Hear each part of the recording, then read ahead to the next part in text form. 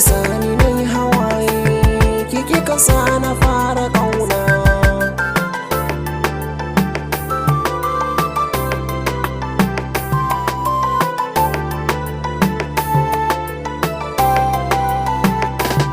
Mece so mece ce kauna, mece abin da ke a raina, gani a duniyar masoya, so lallai ya tara gayya, ya rikitar da duk tunanina, bayanin shi ya fi ƙarfina. Yanzu ya saka kai hawaye, ka dinga batu kamar ɗan maye.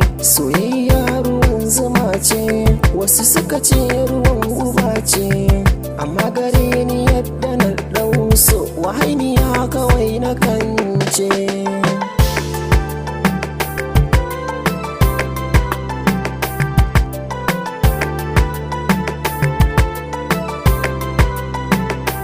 Shakuwa ke sa kamanni, shi kuma so ya sa tunani, ya taɓa ɗan adam da jini, a haka ni na yau tunani.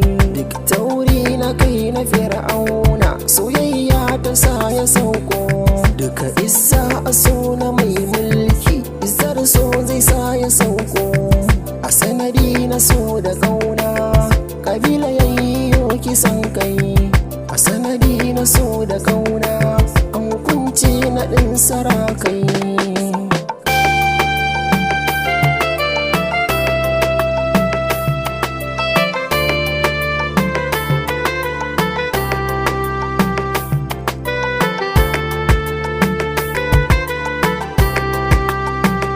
Soyayya a wanga ƙarni, a yadda ni na yau tunani, shi ne silar zuwar rayuwata, shi ne farin cikin rayuwata. So ba mutum ba ba aljani ba, shi ba abin da zan ƙaryata ba. Gare ni in ruwan zuma ce, gare shi to ruwan guba ce.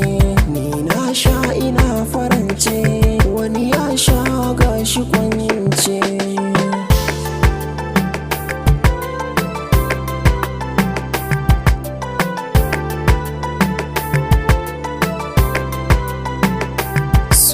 Sa ina ta zance, ina nazari ko da a kwance, lallai akwai abin da ke raina, waya sani ban da rabba.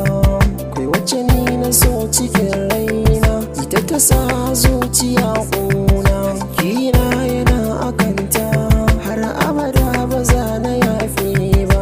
Gani a duniyar masoya, babu wani tabbas a soyayya, kashi na dankali ake